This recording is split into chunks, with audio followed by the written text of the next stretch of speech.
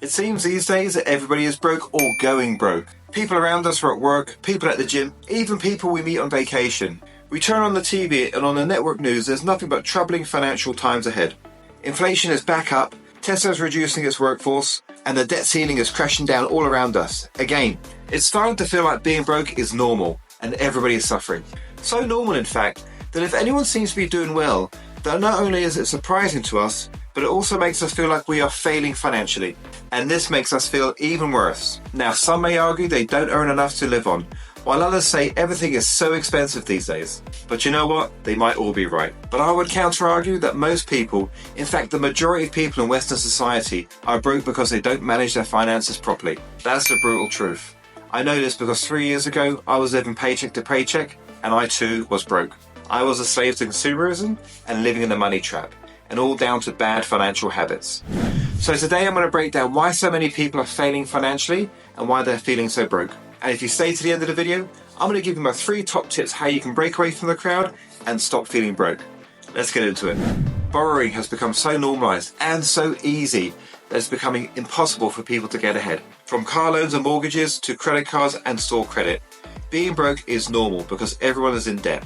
And most of it is the worst kind of debt, it's consumer debt. People are paying 30 to 40% more than the ticket price because of the interest they are accruing on their credit cards. It's a vicious circle keeping consumers trapped, and in some cases buying more stuff just to make them feel better or get that hit. Consumer credit is public enemy number 1. Get rid of it. Number 2, the relationship between overspending and being stressed out is not a complicated one. We work hard, we treat ourselves and spend, we get broke and stressed out, and then we're back to work again. It forms a perfect cycle of bad habits and poor choices, and it just repeats over and over again. Our addiction to spending money that we don't have increases the pressure to work more. It just stresses ourselves out. But if you're finding you're doing this yourself, don't beat yourself up about it. Over 70% of Americans are living paycheck to paycheck, and the vast majority of that is consumer debt. And it's the same financial pattern whether you're earning $40,000 a year or $250,000 a year. They're just buying bigger stuff. And if they're using credit cards for their purchases, they're just spending their future wages. It's a bad cycle and there's no escape. Number 3, one of the reasons why people spend so much is that they're chasing lifestyles that they can't afford. They are living above their means. And as that fake lifestyle continues, the credit continues to mount, compounding on top of each other. Now, we could be tempted to blame the rich and famous, promoting their lifestyles on TV and social media. But you must remember, these people often fund their lifestyles with income from their assets, not a job. Assets will provide you an income and grow in value over time, whereas a job is hours traded for your time and usually a one-time deal. Chasing these fake lifestyles is doomed to failure under these circumstances. People simply can't afford them, or they do try to convince themselves that they can. Number 4, chasing these fake lifestyles and living above your means feels normal because everybody's doing it. Everybody is living on credit, everyone is broke, and it's normal. And if everyone's doing it, we all follow the crowd. It just becomes a way of life, and it gets passed down from parents to children, and it continues this cycle. Number 5, the psychology of money also comes into play, because it has a massive hold over people when it comes to their finances. We've all been there. When we have money in our pocket, we feel awesome. But it goes the other way too. When our pockets are empty, we don't feel so good. When it comes down to it, when we feel broke, we feel pretty miserable, and that can have an impact on all aspects of our lives. Rather than focusing on managing the money and what they can control, they often focus on the things that make them feel powerless.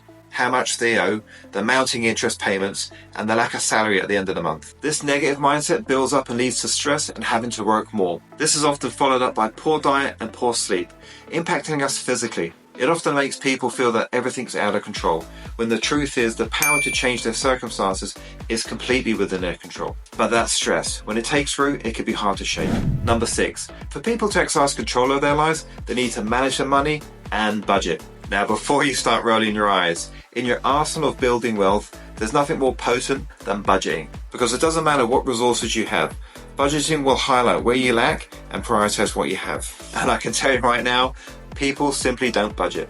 If you don't budget, how can you save? How can you invest? And how can you get out of debt? There's no strategy, there's no coordinated effort, there's no goal, and there's no target. Without budgeting, there's only debt. It's just like in football. You can only win if you have a strategy to score a goal. For my North American friends, that is soccer. For the rest of the world, it's football. Number 7, those with a good salary and a high income can still be broke. These people feel rich, and they surround themselves with material things in the pursuit of happiness. They also don't know how to manage money, so it's spent every single month maintaining their lifestyle. It's a looking rich lifestyle, but there's no downtime and there's no stopping work. You can't afford it. In reality, there's no lifestyle at all. It's just an illusion, but you're working non-stop just to maintain it. Why do people do that? In contrast, the wealthy will manage and respect their money. They know they can't find happiness in spending on things. Instead, they use it for security and building for their future. They live below their means and they don't flaunt their money. And they don't have to fill their lives with stuff. They've already found their happiness and found the secret of being content. The money is used to protect their time and their happiness. They have their priorities. The rich often don't.